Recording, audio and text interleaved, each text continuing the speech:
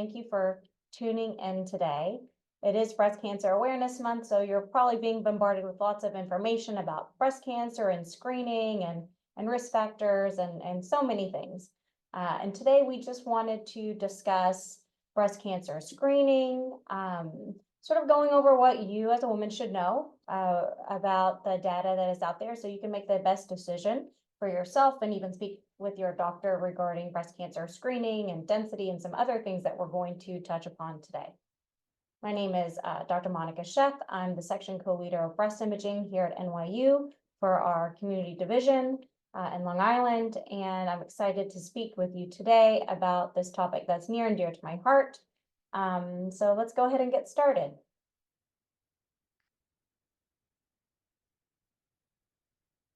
And if you have any questions, just go ahead and put it into the Zoom chat. It's going to be anonymized, and we'll go ahead and take those at the very end. Okay. I have nothing to disclose regarding sponsorships and payments.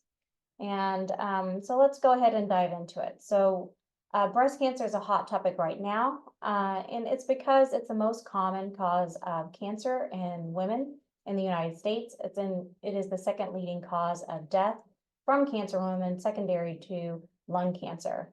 And we've either had a family member or personally been affected by breast cancer. So it is something that is on several women's mind.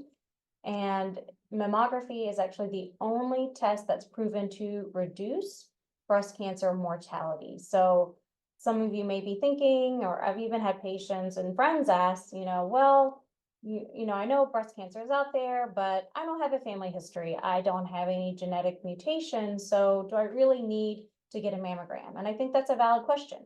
But what you should know is that only 10 to 20% of breast cancers that are diagnosed happen in women that have gene mutations and known risk factors. So about 85% are going to occur in women that have no known risk factors or family history of breast cancer. So it is important to get screened so we can catch those breast cancers, because the majority of women don't have risk factors or genetic mutations.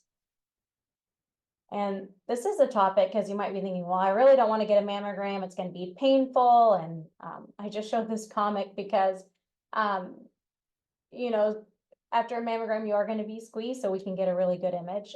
It's just for a short period of time. Some people may find it painful. Some people will think it's not an issue at all.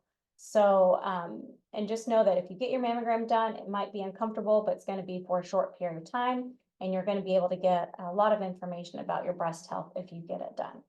So now, if I convince you to get screening, how do you know when to start getting a mammogram and how often you should go? And if you have family members that are older, when should they stop? And I can understand why people are confused about this, or why even some referrers might be confused about what they should tell their patients to do. And it's because sometimes you'll hear different societies say start at age 40, start at age 45, start at age 50, go every year, every other year. And it can get very confusing. And these recommendations continue to change over time as more evidence and data is generated. So that's why we're going to have this talk today. So we can go over some of the evidence about breast cancer screening. This talk is going to be divided into 3 separate sections. The first is going to talk about screening guidelines, so you can understand when you should start having mammogram, how often you should have it, and when is it okay for you to not go and get a yearly mammogram. I'm also going to touch upon risk assessment, so you can understand how you can determine what your lifetime risk of developing breast cancer is, so you can determine what is the best age for you to start screening. And then we're also going to touch upon breast density, what it means, and what are the additional screening options available to you. Okay, so let's go ahead and get started with screening guidelines. I'm just showing you a chart here of several different organizations, from the United States Representative Task Force to the American College of Obstetrics and Gynecology, the American College of Radiology, Society of Breast Imaging, and the American Cancer Society. So you can see why this confusion is there. Luckily, the starting age is around the same. The United States Preventative Task Force reduced their age to 40 from 50, which it was previously, and several of the other organizations agree with such. And you can see that the American Cancer Society says to start at age 45, but they say you can start at age 40 if you want, just talk to your doctor. And then the interval is going to vary from every year to every 1 to 2 years. And then when you stop, some say at age 74, and some say it depends on other factors. So those are the things that we're going to dive into today. But I would like to say that screening mammography in women that are 40 to 69 years of age is associated with a reduction in breast cancer deaths across all of these studies, across several studies that you will see. So several of these guidelines, that's why the age was lowered to 40 by the United States Preventative Task Force for those women that are at average risk for developing breast cancer. So this is another chart that shows the breast cancer mortality rate over time, as you can see, it's starting here in 1975, and then the data goes to 2019. And it's showing you the decrease in breast cancer mortality over time. And it's showing you the various things that have impacted this. So there has been a 58% decrease in breast cancer mortality since screening was introduced in the 1970s. And from the data that they extrapolated, that 25% of this reduction was due to the introduction of screening mammography. The other factors that do decrease breast cancer mortality are better treatments, better metastatic treatments. So those all play a fact, but screening mammography still was shown to cause a decrease in 25% of that reduction from mortality of breast cancer. So it is important. And how did organizations decide on the age of 40 to start screening? And if we look at the Surveillance, Epidemiology, and End Results Program, SEER data, it shows that there is a huge jump in the incidence of breast cancer from 35 to 39 to 40 to 44. It almost doubles. So that's why the age of 40 was chosen as a starting point to get screened for mammography. So if you are at average risk, starting screening mammograms at age 40 and doing it every year has been shown by the data in several studies to reduce your mortality from breast cancer. So, and if you're, this is for average risk. So for you to be an average risk person, that means you don't have a personal or family history of developing breast or ovarian cancer. You have no known genetic mutations or known risk factors to increase your risk of breast cancer. You don't have a family member with a breast cancer gene, and there are no signs and symptoms of breast cancer. And you've never had radiation therapy to the chest before the age of 30. These are patients that have Hodgkin's lymphoma that are treated with chest radiation. So if you do not have any of these, you are considered average risk. So you can start your screening mammograms at the age of 40. But how often should we get screened? You can see the different organizations will say 1 year every 2 years. So I wanted to go over this concept called sojourn time. And that is the time it takes for cancer to go from not being detected to being clinically detected. And if you want a good screening test, you need to have a screening test that's at least half of the sojourn time. So from not being detected clinically to being detected clinically. So it needs to be half of that time. So for invasive breast cancer, the sojourn time is around 170 days or 130 days, the mean doubling time. So you want to have a screening interval that is half of that.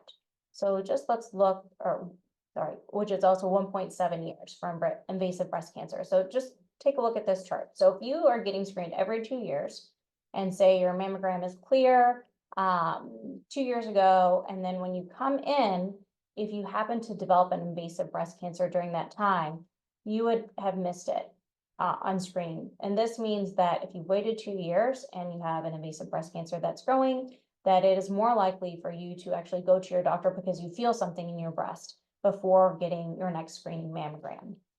But if you change it where you're getting your screening mammogram every year, you're likely to catch it before the end of the sojourn time. So, the benefit of screening mammography or any screening test is to find something before it's clinically evident. So that means before you're feeling it. and when it's smaller and more easily detectable and more easily treatable. So that's why the screening interval of 1 year is recommended for breast cancer screening. In a few years ago, a study was published that looked at several different studies, and they did a meta-analysis of data that had been collected about women that developed breast cancer. And they looked at if a woman was getting breast cancer every year to every other year or some combination interval, how did that impact the mortality for breast cancer in those patients? So the studies have showed that if a woman is getting an annual mammogram between the ages of 40 and 84, there is almost a 40% reduction in breast cancer mortality.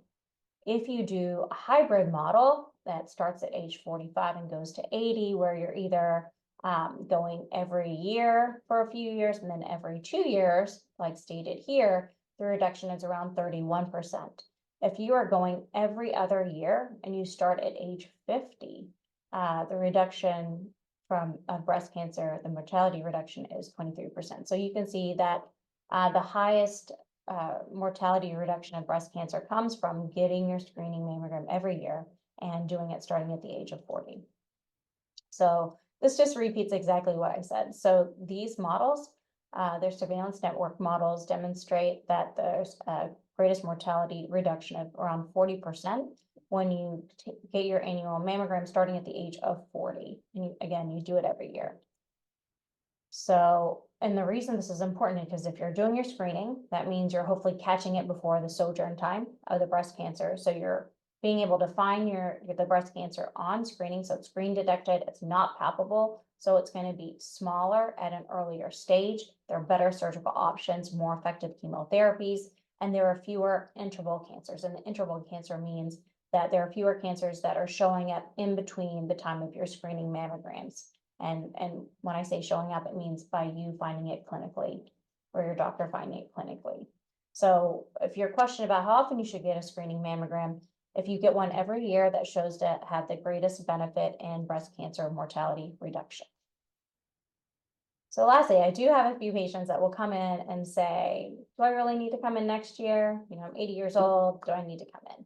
So there are several things that we need to consider when we are determining what is a good age to stop screening. And it's, you know, what other health issues do you have? What is your life expectancy? If you found something in your breast, would you even do anything about it? So those are important factors to keep in mind. And you can see from the chart that I've shown before, there's a variable, but there is sort of a commonality around the age of 70, 75. You know, what do we do after this point? So the United States Preventative Task Force says to stop at 74, but there really isn't enough data because screening mammograms, they didn't have enough data on women that were 75 and older. The College of Obstetrics and Gynecology says, you know, 75, but if you want to continue after 75, discuss it with your doctor, and it should be a shared decision process. The American College of Radiology and SBI says there's no upper age limit unless there is significant comorbidities. And the American Cancer Society says you can continue to get a mammogram as long as you're in good health and you're expected to live another 10 years. So what is the evidence? So there are several randomized clinical trials that do not include women over 74. If you look at observational data, it shows that if you continue to get screening mammograms above the age of 74, that there is both an increased cancer detection rate and decreased recall rate. And recall rate means if you're going in for your screening mammogram, you're not being called back to get extra studies. They're saying it's normal. And it's just because they have more data and more images and more years of images to say, okay, your tissue pattern is stable or it's moving in the direction that we expect it to move in. Based on survival analysis, the United States Preventative Task Force did share that if you continue screening between the ages of 70 to 74, there's still a 22% decrease in the risk of breast cancer mortality than if you stop it at 70. So that's why they were saying to continue to the age of 74.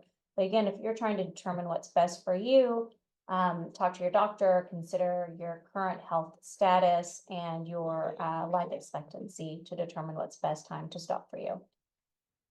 Okay, the second section, this is actually very important because what we've talked about so far are guidelines for women that are average risk, right? So, if you are actually considered to have a high risk of developing breast cancer over your lifetime, you actually need to start some of these screening programs earlier, even at the age of 25. So we recommend that every woman get a breast cancer risk assessment done by the age of 25, so you can determine if you're at average risk or high risk of developing breast cancer. So there are two main models that are used to determine your lifetime risk of developing breast cancer. There's the Gale model and the Tyre-Prusak model. You can Google each one and you can actually determine what your lifetime risk of developing breast cancer is. I think more physicians will lean towards the Tyre-Prusak model because it does take breast density into consideration. It also takes other family members that have breast cancer into consideration that are not just your primary relative. And it's especially important for women that are African American, Ashkenazi Jewish heritage, women that have genetic-based mutations or untested first-degree relative with breast cancer, or have had the chest radiation therapy before the age of 30, to take this risk assessment to find out if they are indeed at a high risk of developing breast cancer, because you're going to be starting screening at an earlier age.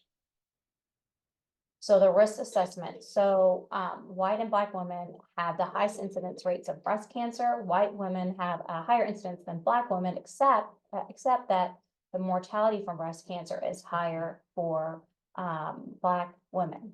So some of the data also shows that non-Hispanic Black women, they're more likely to die of breast cancer. They have a higher death rates than non-Hispanic white women. And this is for several factors. It's either access to care or the healthcare delivery patterns or even the tumor biology. African American women are known to have a higher rate of developing a triple negative breast cancer. It's 2 times higher than that of white women, and they are at a higher rate of having a genetic mutation. So it's really important for these women to get screened on time, to get the risk assessment done, to see if they should be getting screened at an earlier interval. So what does it mean to be high risk? That means you have a 20% or greater lifetime risk of developing breast cancer. And if that is the case, you should be getting an annual mammogram starting at age 30. So we don't wait till you're 40. You start your annual mammogram at 30. You could even start earlier, but we do not recommend starting before the age of 25. You can also start getting annual screening MRIs at age 25 to 30. And if you had Hodgkin's lymphoma or had chest radiation, because of that, you want to start getting your mammograms and MRIs at the age of 25 or 8 years after you've completed the radiation therapy to your chest. And that's just because you're at an increased risk of developing breast cancer. And like I said before, with screening tests, we want to be able to catch something when it's smaller and it's just detected on imaging and before you are able to feel it. So just another summary of what we talked about here is that if you have a 20% or greater lifetime risk of developing breast cancer, get your annual mammogram starting at age 30. Okay, at a minimum, you could start at age 25 if you like. You need to get your annual MRI starting between 25 to 30. If you had chest radiation before 30 years of age, you need to start getting your annual mammogram at age 25 or 8 years after you completed your treatment, and annual MRIs starting between the ages of 25 to 30. And you should continue getting a surveillance MRI. You can consider that if you've had a personal history of breast cancer, dense breast tissue, a personal history of breast cancer less than 50, or personal histories of biopsies of the breast that yielded atypical ductal hyperplasia, atypical lobular hyperplasia, and lobular carcinoma in situ. Okay. So lastly, dense breast. This has been, I think, a hot topic over the past decade or so. And it's because women had come forward saying that their breast cancers were only found on ultrasound. So let's go over what dense breast, what it means and what it looks like. So breast density is just the ratio of the fat tissue to glandular tissue and stroma that you have in the breast. So I'm showing you a picture of a mammogram here. So these black areas, that is your fatty tissue, and the white areas are your glandular tissue. So if you have dense breasts, more than 50% of your breast tissue is composed of this glandular tissue and stroma. So more than 50% of the picture that we see is going to have this white tissue.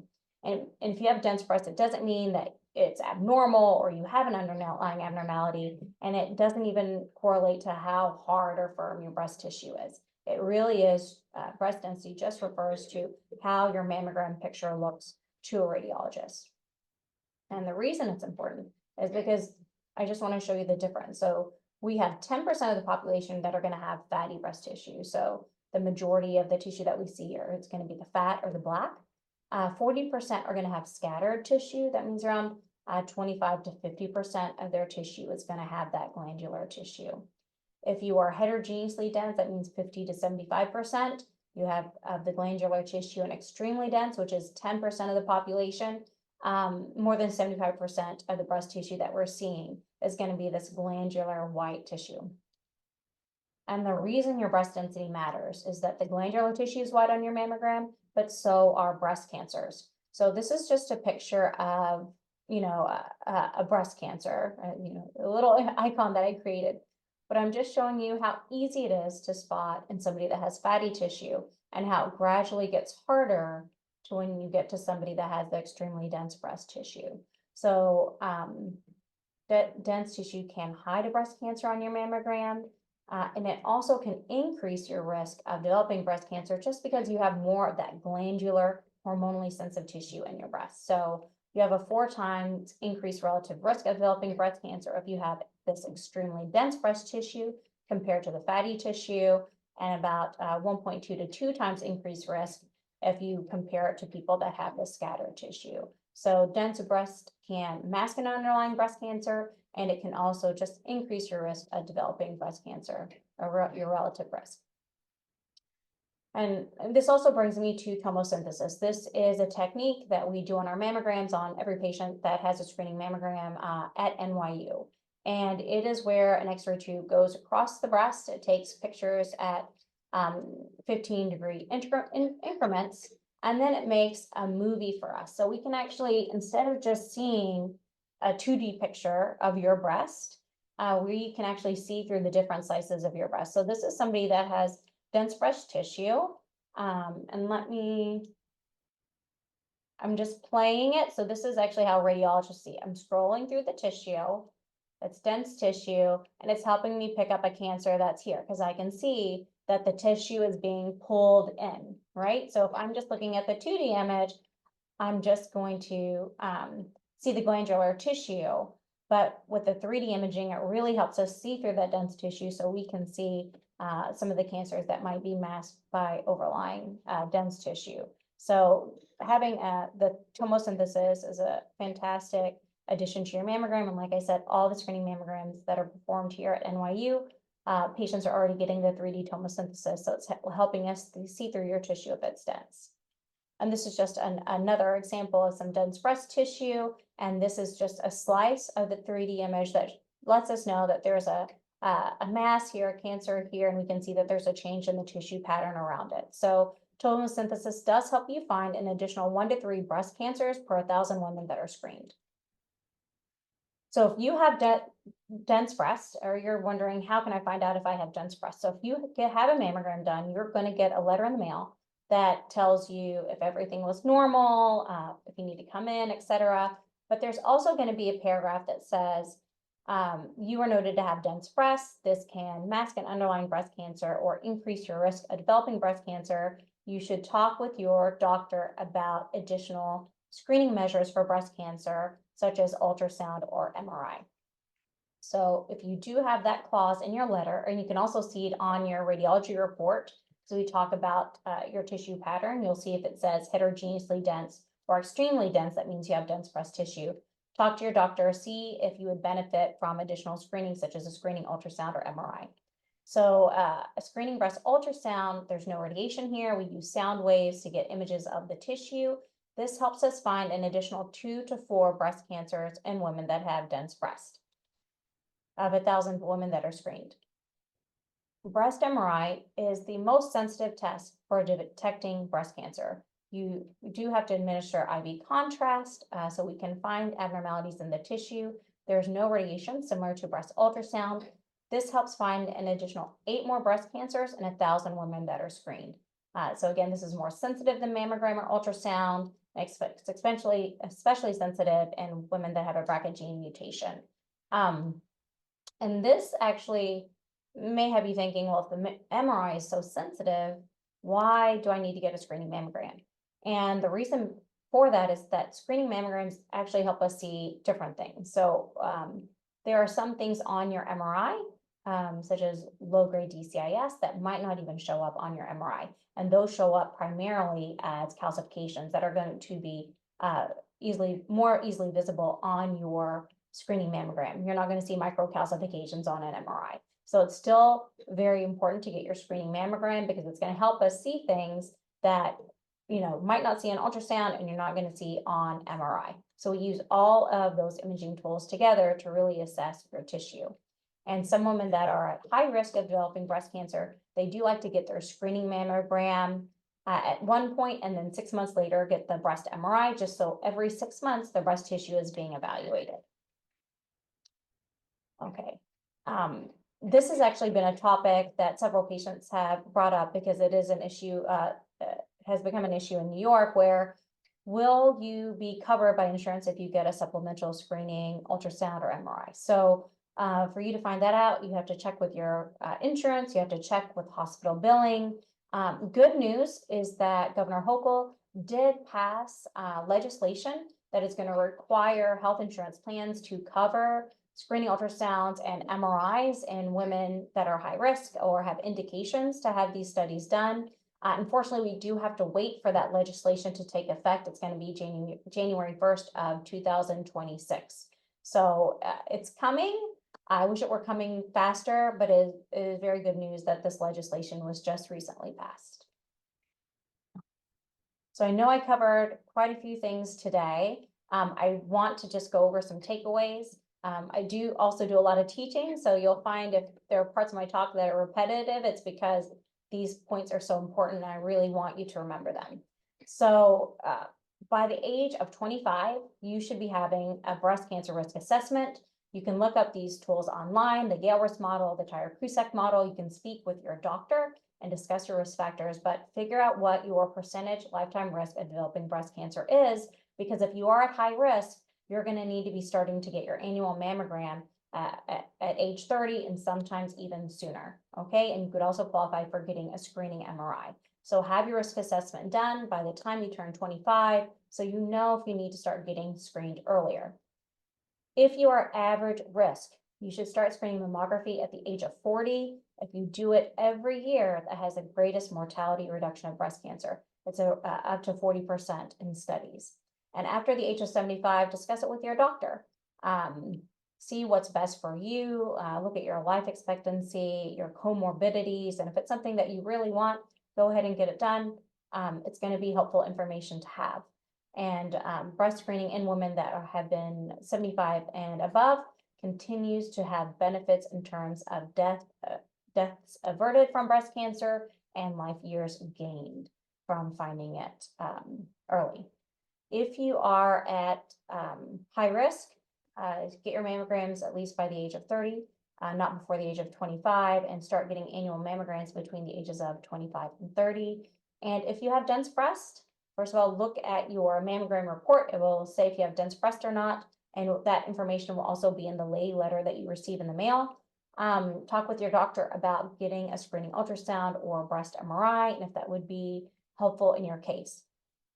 And lastly, this is not breast cancer screening related, but it is sort of for your breast health. So everything I've talked about so far is screening for breast cancer. That means you don't have any symptoms and you're just coming in to get checked and make sure that nothing is abnormal in your breast tissue that we can see on imaging. But there are going to be times that you notice that there's a change in your breast tissue. This image is from Love Your Lemons. I love this image. I feel like it's very descriptive and can help you understand about times that you need to come in and get what's called a diagnostic mammogram, where you're going to be evaluated real time by a breast radiologist. So if you are having focal pain in your breast, that's not going away, it's constant focal pain or focal thickened area, you need to come in for a diagnostic mammogram. If you have dimpling, so you notice that your skin is starting to get pulled in and it's not going away, and we need to make sure that there's not anything growing underneath your breast tissue. If you see changes in your nipple where it's dry, where it's crusting, where it's red, come in and get evaluated. If your breast is red and warm, it may be a sign of an infection, but it also may be a sign of an inflammatory breast cancer. So it's also important to get checked out for that. If you have a fluid coming out of your nipple on its own, whether it's clear or bloody, that is a need for evaluation. If you see any new skin sores that are developing, we have to make sure that there's not anything going on underneath your skin to cause that. Any new lumps, bumps, growing veins, breast cancers are vascular structure. So if you have growing veins on your skin, we need to make sure that there isn't anything underneath. If your nipple is getting pulled in or it's sunken, and that is a new change. If your skin has like an inflamed sort of orange peel pattern where you see all the pores, we need to get your breast evaluated. And then of course, if you have any new hard lumps that are not easily to move around, this means that you should go and see your doctor. It's going to be important for you to get a diagnostic mammogram. Okay. So those are symptoms to keep in mind. Again, if you're not having any symptoms, go ahead and come in for your screening mammogram. Thank you so much for your time. I'm just going to stop my video and stop sharing the slides so I can see any questions if they popped up. So if you have fatty breast tissue, breast ultrasound is not going to be as helpful. Where it can provide additional information is like supramedially in your breast, sort of close to your sternum, close to your outer breast, which those are areas where your tissue is not going to be as you might not see it on your mammogram, right? Because positioning on your mammogram is really important. So screening ultrasound is going to have the best benefit if you do have dense breast. So the radiation exposure, if this is, I'm assuming from a screening mammogram, it's actually very small. So it does not increase your risk of getting breast cancer. So every day we are actually exposed to radiation, right? So the yearly amount of radiation that we're exposed to compared to the radiation from a mammogram, the radiation from a mammogram is significantly lower, and it's considered to be safe. So getting your screening mammogram is almost similar to, flying from New York to California and back. That because even when you're on a flight and you're at a higher altitude, you're going to be exposed to higher levels of radiation. So the radiation that you're exposed to from a screening mammogram is not going to increase your risk of developing breast cancer. So this is actually a great question. And I say this because some women only see their OBGYN and they might not even see their a primary doctor every year. I think it's beneficial to have a primary care doctor as well, because they're not only are they going to be making sure you're getting your screening mammograms, but not everyone after a certain age has to see their OBGYN every year. So it's good that you're seeing a doctor every year. So your primary care doctor, if you're at high risk of developing breast cancer, you could see a surgeon at one time point interval and see if they recommend anything else for you. I'm not saying imaging wise, but they might recommend some medications that they could put you on to decrease your risk of developing breast cancer. So that's something to keep in mind. So definitely have a primary care doctor. If you're high risk, you could see a breast surgeon at one point in time just to get some more information if there's anything else that you could be doing. But it's also regarding surveillance, your primary care doctor, as long as they're getting your annual, if they're writing your scripts and they're getting your reports regarding your mammogram, that is going to be sufficient, because if there is anything abnormal, they can still order the biopsies that are needed. And if there's anything that is needs additional management after that, you're going to be sent to a breast surgeon. So with the CT scans, we would have to figure out what your cumulative radiation dose is, because it's not just affecting your breast tissue. I don't know if this is going to be abdominal or pelvic CT, but they could look at your cumulative radiation dose to see what that is over time. I don't know how many CTs that you have a year, or if it's one a year and how many years this is being done. But if it's over just your abdomen and pelvis, the risk is going to be very low to your breast. The NIH will have the Gale model, and the Tyrer-Cusack risk assessment was on, I don't know if it was on densebreastinfo.org, but if you Google it, they'll have personal calculators that are asking all the relevant questions for you to determine what your, if you are at high risk or not for developing breast cancer. So those models are on the website. So just make sure it says Tyrer-Cusack risk assessment calculator or the Gale model. Again, the Tyrer-Cusack will be a better estimate because it takes dense breast into account, and if you have other family members besides first-degree relative members into account. I think this is a challenging question, mainly because it really depends on the radiologist. So if you have a fellowship-trained breast radiologist, which the majority at NYU are, the ones that are not fellowship trained, it's because they've been practicing for so long that when they finished training, there was no breast imaging fellowship. But it really depends on how good your radiologist is. And right now, even at NYU, we do have AI looking at our screening mammograms as well. So basically, you're having a second reader, even if only one radiologist is reading your study. So I think it more depends on the qualifications and how good the radiologist that's reading your screening mammogram. Most radiologists, even if they are questioning whether or not to call you back on your screening mammogram, some will go ahead and ask another person, hey, do you think I should call this back or not? So even though there might not be two people's names on your study, there may have had two radiologists looking at it. So I don't think it's imperative, because as long as you have somebody that is good reading your mammogram and that you're going to a place that has really good imaging equipment that is up to date, so your mammograms are clear and your technologists are doing a good job, so they're positioning you to see as much breast tissue as possible. I think that's the most important, because if you have two radiologists that are not breast imaging trained reviewing your mammogram, that's definitely not better than having a fellowship trained breast imaging radiologist read your study.